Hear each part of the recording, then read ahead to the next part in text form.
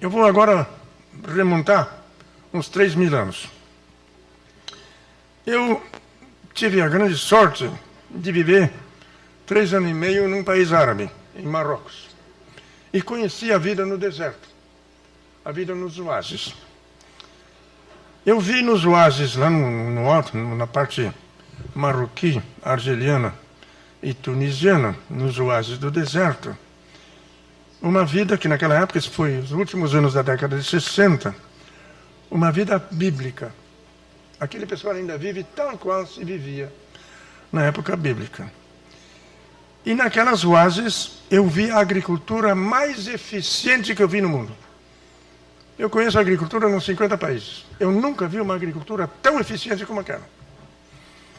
E ali, de um golpe, eu entendi uma coisa, que antes eu não entendia. A religião judaica e a muçulmana também, que ambas saíram do Velho Testamento, tem proibição de comer porco, né? O judeu tem uma injunção religiosa para não comer porco, e o islamita também. Se a gente pergunta até para um rabino, por que vocês não comem porco, ele vem com uma história de que o porco é um bicho sujo, etc. Não é verdade. Não tem nada a ver com isso. A vaca também pode transmitir parasitas, a galinha pode. Aliás, as galinhas que vêm desses campos de concentração de galinha, dessas grandes fábricas de matadouro de galinha, está tudo com salmonela. Você sabe por que baixou o preço do frango? Que fez baixar o preço do gado e fez baixar o preço do porco? Porque o Japão e os países árabes estão devolvendo o nosso frango. Estão devolvendo porque está tudo com salmonela. E a salmonela está resistente a tudo quanto é antibiótico. Então estão tocando antibiótico, chegaram até a usar dicarbamazina, sei lá, não lembro bem. Antibióticos proibidos. E por isso o Japão andou devolvendo. E aí o nosso governo, como sempre, em vez de forçar uma coisa sadia, atocha no porco brasileiro. Comam galinha. O projeto do real deu certo, está baixando os preços. As pessoas de certa idade, vocês se lembram que uns 10, 15 anos atrás, de repente começou a aparecer em nossas estradas grandes cartazes: brasileiro, coma chocolate. Sem falar de marca. Sabe por quê? Porque estava voltando o nosso cacau por excesso de veneno. Então o governo, em vez de forçar os caras a não usar veneno, porque aí vai pisar multinacional, né? E olha lá que tem muita propina para ganhar, né? Então, brasileiro, coma chocolate. Observem bem as coisas que estão acontecendo. Isso vocês têm que discutir nessas casas, aí nos grêmios de discussão política. Mas, infelizmente, a maioria das pessoas não enxerga isso. Vamos voltando ao oásis. Eu vi ali uma agricultura realmente impressionante. E aí eu entendi logo por que o judeu não tem proibição. Isso veio do Velho Testamento, ainda 3.000 anos atrás, e o árabe também. Ali se entende num instante. Eu vejo ali uma agricultura super produtiva. A gente viaja naquele deserto, 10, 15, 20 quilômetros, tudo montanhas nuas, só uns arbustozinhos lá nos vales, e de repente aquela mancha verde. Aliás, no Egito, todo o longo do Nilo, e depois do Nilo Branco e do Nilo Velho, é uma só oásis. Eles ali fazem uma agricultura que dá para dizer que é uma agricultura de 4 andares. No chão, as culturas de enxada, bulbos e raízes e grãos. Depois arbustos, o árabe come muito figo, que é um arbusto, né? Isso faz parte da cultura deles. Faz aquele figo seco, uma coisa deliciosa. Depois árvores de 5, 10 metros de altura, a amêndoa, também muito importante na cultura deles. E lá em cima, em 20 metros de altura, colhem a tâmara daquelas palmeiras grandes que dão o aspecto básico do oásis. E no oásis não tem lixo, não sobra nada, tudo é reciclado. E eles vêm fazendo isso há milhares de anos e vivem bem. E não adianta querer plantar 1 metro quadrado mais, porque ali termina a última gota de água. Então essa gente conseguiu, durante milhares de anos, fazer uma agricultura belíssima e de altíssima produtividade. e perfeita reciclagem, totalmente sustentável. Uma agricultura, se não se meterem com eles, pode durar mais 5 mil anos, mais 10 mil anos. Hoje estão esculhambando tudo isso. Quais são, agora vem um aspecto importante, quais são os animais domésticos dessa gente? Eles têm o camelo, o jeco e o cabrito. Aliás, se vocês leem o Velho Testamento com atenção, não fala de ovelha. A ovelha aparece no Novo Testamento, que é lá no Líbano, na Palestina. Mas esses grandes oásis eram o cabrito, o jeco, o burro e o camelo. Por que eles têm esses animais? O camelo caminha 40, 50 quilômetros por dia no deserto, se alimenta fora do deserto, fora da oásis. O camelo tem um estômago do mesmo tipo do estômago da vaca, de 4 compartimentos, não é? Onde ele tem bactérias capazes de digerir celulose. Só que o estômago do camelo é muitíssimo mais eficiente que o estômago da vaca. O camelo tem condições de comer um pedaço de lenha. E ele se alimenta lá fora no deserto, de galho seco. Lá tem uns maricás que têm raiz de 30 metros de fundura. Então, mesmo numa seca, aliás, chove uma vez por ano, uns 10 milímetros, uma coisa assim, e depois outra vez, em geral, naquelas regiões, chove uns 15, 20 centímetros em maio e um pouco mais em outubro. E aí também dá um pouco de verde, que depois o cabrito come seco. Agora vem um aspecto fundamental. Estes animais, o cabrito, o burro e o camelo, se alimentam fora do oásis, vêm dormir lá dentro, deixam um esterco lá. O camelo e o burro servem como animal de trabalho também, para puxar veículos, puxar arado. E para dar leite, eles tiram leite do camelo, tiram leite do cabrito. E o burro também serve para trabalhar. E quando esses animais ficam velhos, eles comem esses animais. Então, esses animais dão àquele povo um aproveitamento melhor daquela paisagem. Sem o camelo, o burro e o cabrito, eles têm menos comida, porque nós não podemos comer maricá, nem capim seco. O camelo come e nós comemos o camelo depois, tomamos leite dele e ele trabalha para nós. Agora, o porco, o que faz? O porco tem um metabolismo muito parecido com o nosso. Aliás, quem lê o jornal com atenção, vocês estão vendo que hoje estão querendo fazer transplante de órgãos de porco em gente, né? O porco tem quase o mesmo metabolismo que nós. E ele come as mesmas coisas que nós humanos. O porco come semente, grãos, frutos, bulbos, raízes e verde viçoso. O porco se atira numa alface, mas ele não come capim seco. Então, se eu colocar um porco dentro do oásis, eu tenho que plantar comida para ele. Eu tenho que botar gente para fora. Estão entendendo? O porco, naquelas condições, é um absurdo ecológico, porque diminui a capacidade de sustento daquele sistema para humanos, e seria uma injustiça social, porque só o rico poderia ter porco lá dentro, porque ele tem que expulsar gente. Mas no oásis não tem rico, não tem pobre.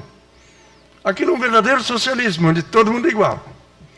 Vocês estão vendo que essas velhas tradições religiosas tinham sentido naquela época. Se hoje um judeu aqui não come porco, não tem sentido, porque nós temos comida suficiente para porco. O país não está ainda superpovoado, felizmente. Mas naquela época tinha sentido. E por que eu estou dizendo isso? Porque hoje nós estamos transformando a galinha em porco bíblico. Estão entendendo? Nós estamos transformando a galinha em porco bíblico. E na Europa, a vaca está transformada em porco bíblico. Aquelas vacas na Europa vivem das nossas lavouras aqui. Nós estamos fazendo lavoura para alimentar a vaca. Quando vaca é bicho que tinha que comer lá em cima no morro, não dá para fazer lavoura. Comer as coisas que nós não podemos comer. No campesinado tradicional, A galinha tinha uma função muito clara. A galinha comia minhoca, gafanhoto, insetos, comia o esterco da vaca e do cavalo, comia os restos da cozinha. Aquela galinha ampliava a capacidade de sustento daquela terra para humanos. Hoje, ela diminui. Nós botamos a galinha num campo de concentração e damos grão para ela. Grão que é de consumo humano. Trigo, cevada, centeio, milho, sorgo, soja. Estamos dando comida humana para ela. Se vocês forem lá na região de Concórdia, em Santa Catarina, as montanhas todas estão sendo destruídas pela erosão por lavouras em encosta assim para fazer milho para galinha. Isso não tem cabimento, isso não tem futuro. Isso vai estourar dentro de 20, 30 anos. E qual é a taxa de transformação? Os zootecnistas, vejam só que palavra obscena, e eles acham bonito, zootecnista, como se animal fosse máquina, né? Tá? Os zootecnistas dizem que essas novas, modernas criações de galinha são uma coisa fabulosa de produtividade, que só com isso nós podemos alimentar a humanidade. Quando dizem, tudo é uma mentira muito grande. É por causa disso que tem tanta fome no mundo. Então eles dizem, mas olha, nós temos uma taxa de transformação fabulosa.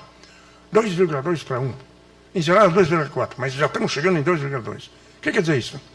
Nesses campos de concentração de galinha, entra 2,2 kg de ração cientificamente calibrada para fazer 1 kg de peso vivo de frango. Aí vocês já estão vendo que entra 2 vezes mais alimento do que sai. Mas essa conta não está completa, não. É só parte da conta. Porque essa comida que esse frango come, nós podemos comer 100%. Isso é comida humana. Trigo, cevada, centeio, é comida humana, né? Então eu multiplico esses 2,2 por 1, fica 2,2. Mas do frango vivo, o que nós comemos? A metade só, não é? Nós não comemos os ossos, não comemos as penas. País mais ou menos rico como nós não come as cabeças nem as garras. Ninguém come as tripas e o conteúdo das tripas. Nós comemos a metade só do frango. E olha o que fica nos pratos. Então é 2,2 para 0,5. São 4,4 para 1. E a conta ainda não está completa. Essa ração que eles dão para a galinha, nesses esquemas de campo de concentração de galinha, e eu vou explicar depois por que eles fazem isso, essa ração é secada, é levada a secadores, e com alto insumo energético eles baixam a concentração de água até 12%. Porque eles querem movimentar milhares de toneladas sobre milhares de quilômetros. Em vez do bicho comer ali, aquilo que produz aquele solo, não. Tem que vir de longe. Na Amazonas, em Manaus, tem gente criando galinha e alimentando com leite em pó do mercado comum. O nosso soja vai daqui para lá e depois leite em pó subvencionado vem para Amazonas para alimentar galinha. Veja o absurdo e aquela luxuriância de floresta que produz barbaridade de verde para as galinhas. Aliás, essas galinhas nessas fábricas de ovos e campos de concentração de galinha nunca recebem uma grama de verde. Como é que vai ser uma galinha sadia? Vocês já viram como galinha se atira em cima de uma alface? Como ela gosta de capim verde? Então, essa ração tem no máximo 12% de umidade. O que eles conseguem com altos insumos energéticos. Então, eu tenho que multiplicar o 4,4 por 0,88, que são 88% de matéria seca.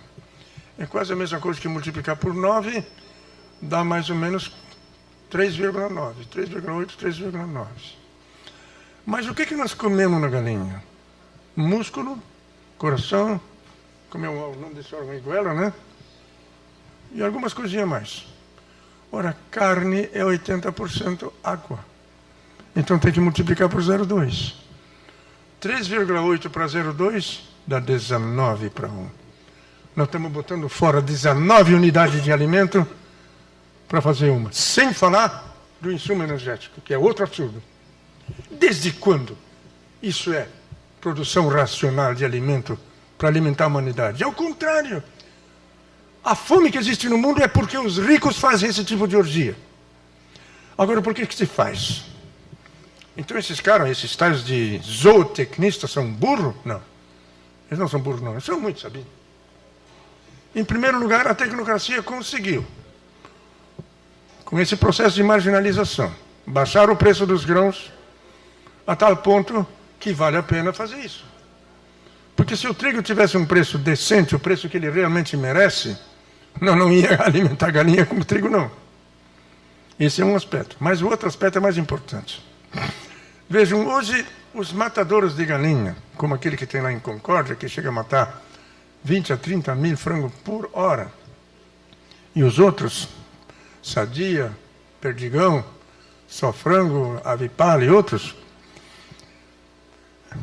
o matadouro é a mesma empresa que faz a ração, é a mesma empresa que faz os pintos.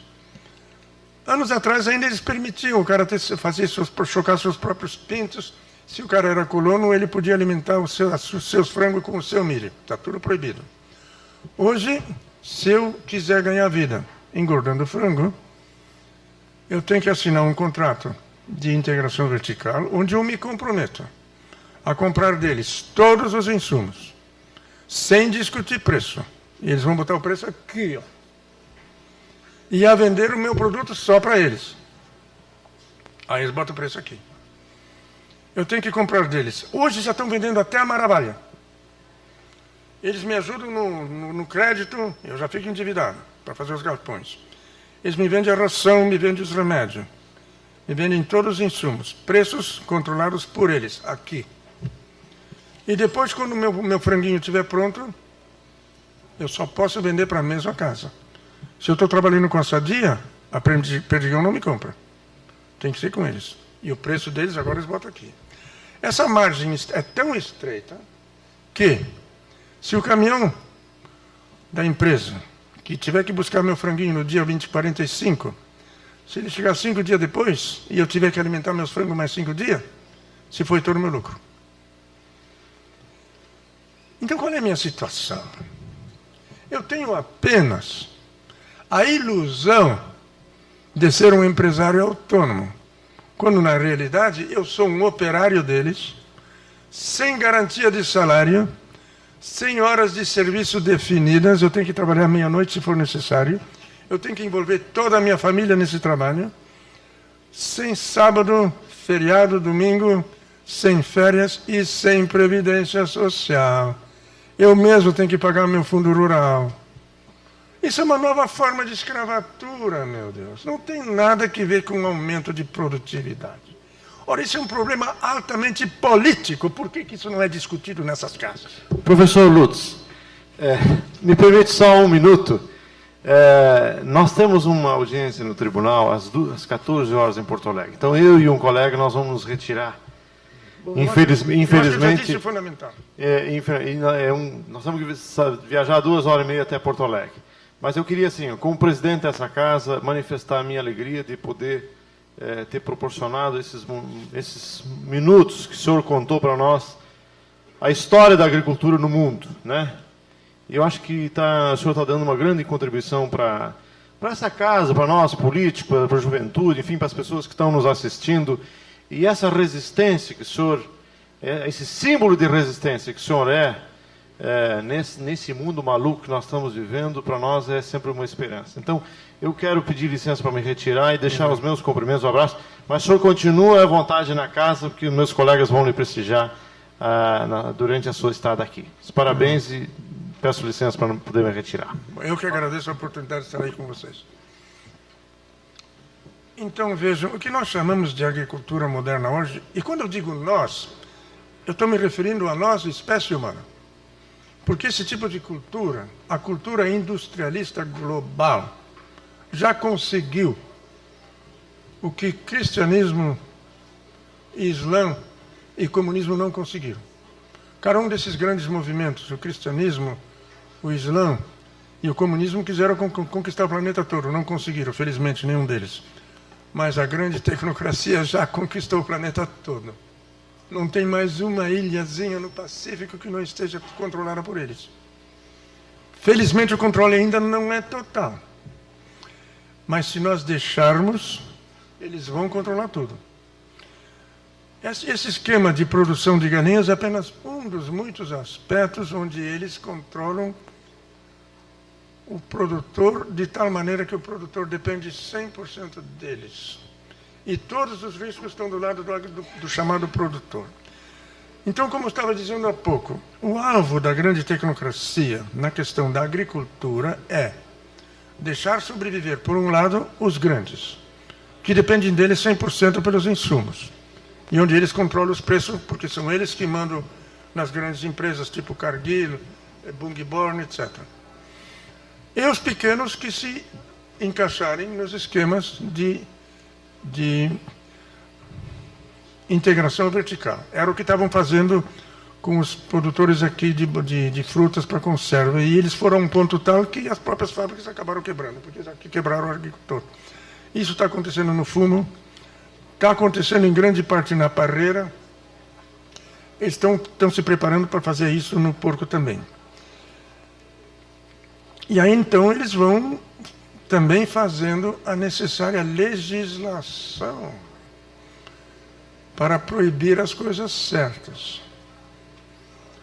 Vou dar só um exemplo para vocês. Lá no nosso Rincon Gaia, que é o centro cultural e agrícola da nossa fundação, em Pantano Grande, nós produzimos hoje, no verão é sempre maior que no inverno, hoje nós estamos produzindo umas 70 dúzias por semana de ovos caipiras, de galinhas sadias, galinhas que andam soltas, que comem aguapé, plantas aquáticas muito verdes, galinhas que nem sabem que é veterinário e remédio.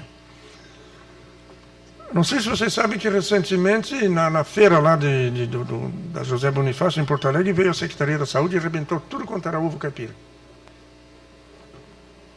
E do lado da minha casa tem uma fruteira e o cara me disse recentemente, puxa, eu gostaria de ter ovo caipira aqui. Eu digo, olha, eu tenho ovo caipira para ti. Ah, mas se eu botar ovo caipira aqui, a Secretaria da Saúde vem e arrebenta tudo. Mas que absurdo é esse? O único ovo limpo que anda por aí, eles vão contra. O que eles dizem? Eles dizem, pois é, mas isso é ovo que não tem origem garantida, não está controlado. Vocês têm que se registrar com a Secretaria da Saúde. Bom, se eu quiser me registrar com a Secretaria da Saúde, eu tenho que atravessar toda uma burocracia, tenho que pagar algumas taxas que passam de R$1.000, R$2.000. Aliás, como eu ouvi do José Luiz ontem, se eu fizer uma conserva, se eu fizer conserva de figo, fizer conserva de marmelo, conserva de goiaba, etc., para cada uma eu preciso de um registro que custa quanto? R$2.000.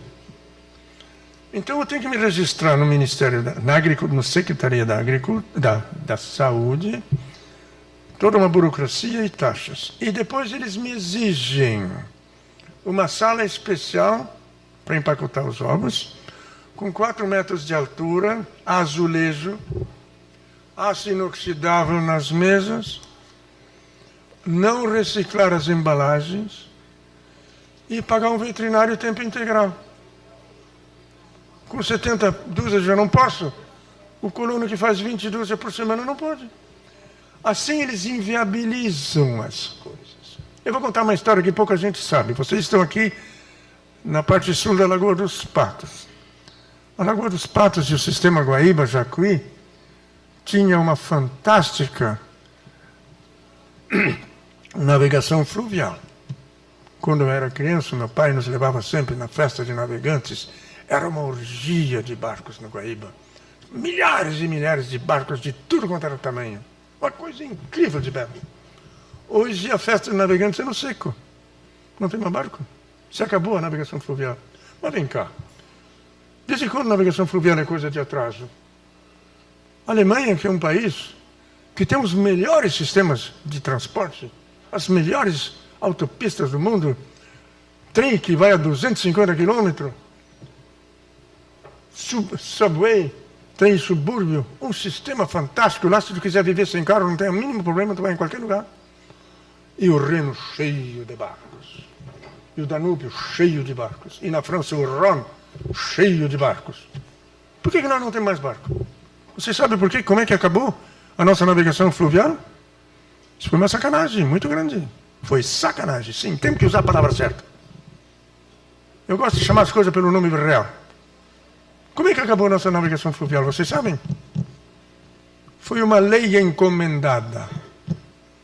Quando surgiram as primeiras fábricas de caminhão em São Paulo, a General Motors, a Ford, a Volkswagen, aparece de repente uma lei, supostamente para proteger o marinheiro fluvial. Mas acabou com o marinheiro fluvial. Como é que fizeram? Se amanhã tiver jamanta de 50 toneladas, não tem problema. A polícia exige um motorista qualificado e um assistente, que pode ser um guri de 18 anos, sem carteira, pode ser o filho dele, só para estar presente. Tu pode, se aparecer de jamanta de 60 toneladas, vão permitir também. Agora, se eu quiser transportar na Lagoa dos Patos, no Guaíba, 10 toneladas mais 1 quilo em barco fluvial, a lei me exige um capitão com salário de capitão, um primeiro oficial com salário de primeiro oficial, um cozinheiro com salário de cozinheiro, mesmo que a viagem seja de 1 hora só, e não seja meio-dia, e um praticante. Os caras sucatearam os barcos todos. Vocês podem ver ali nas ilhas, está tudo sucateado. Então, supostamente, para proteger o marinheiro, se acabou com ele. E não houve protesto da parte da política. Onde é que estão os políticos que brigam contra isso? Nós temos que botar outro conteúdo na discussão política. Não é de sigla que interessa, o comunismo, o capitalismo, isso é tudo conversa fiada. Que hoje nós temos uma só tecnocracia no planeta inteiro. E nós estamos vivendo, eu me atrevo a dizer, nós estamos vivendo a Terceira Guerra Mundial. Ela já está eclodida. É a guerra das transnacionais contra a humanidade e contra a criação. Nós estamos arrasando o planeta. E se não houver briga contra essa unidade diabólica que é aí, os nossos filhos não terão futuro. Esse conteúdo de discussão tem que entrar nesse tipo de parlamento. Ou nós levantamos essa questão, ou eles nos comem pouco a pouco, pouco a pouco. Agora estão destruindo uma coisa belíssima na nossa colônia, lá no Vale do Caí. Os viveristas de cítricas. Sob o pretexto de uma doença que eles declaram como diabólica, o cancro cítrico, eles estão querendo destruir os viveiros. Eu não estou deixando. Felizmente ainda tem 2, 3 pessoas que brigam. Na década de 80 tentaram, eu consegui trancar, contra todos os meus colegas, que todos aceitaram essa lógica. Na década de 70, no estado do Paraná, destruíram toda a citricultura do estado do Paraná. Sob esse pretexto. Assim como houve a peste suína, não tinha nada a ver com peste, não. Era para acabar com o nosso porco colono e botar os porcos do Rockefeller. Agora querem acabar com os viveristas. Temos que brigar. Infelizmente, os nossos colegas, a maioria, aceita essa lógica. Mas na década de 70, acabaram, sob o pretexto de acabar com uma bactéria, coisa impossível, acabaram completamente com a citricultura no estado do Paraná. E quem é que estava atrás disso? A Fundecitrus, a Associação das Grandes Indústrias Cítricas de São Paulo, que comandava naquela época 2 bilhões de dólares de exportação de suco. E eles não queriam ver laranja no estado do Paraná, Santa Catarina e aqui. Então eles inventam esse tipo de esquema. E todo mundo aceita tranquilamente e não briga. Essas coisas têm que entrar aqui nessa casa, no parlamento estadual e nos parlamentos federais. E não entra. Porque os políticos ou eles estão comprados pelo esquema, ou eles estão ignorantes demais e não se dão conta. Essas coisas têm que entrar nessa briga aqui. E aqui está ameaçada essa linda cultura camponesa que ainda sobrevive. E que se não tomarmos providência, em 10, 15 anos ela desaparece. Mas nós temos ainda agora uma grande chance de fazê-la sobreviver. E essa é a razão porque eu estou aqui, para mim. Isso tudo são esforços que, inclusive, eu estou velho e doente. Estou me recuperando de novo. Eu gostaria de ficar sozinho fazendo minhas coisas, mas eu acho que é tão importante isso, e nós temos que pensar no futuro dos nossos filhos e dessa maravilha que é esse planeta vivo. Nós não podemos deixar acontecer essa coisa. E aquelas poucas pessoas que sabem o que está acontecendo, como eu, e mais alguns, como o Zé Luiz e outros, nós temos que alertar. E vocês políticos têm obrigação de entrar nessa briga. Vamos esquecer briga de sigla, de comunismo, capitalismo, etc. É a luta da sobrevivência da espécie humana e desse lindo planeta.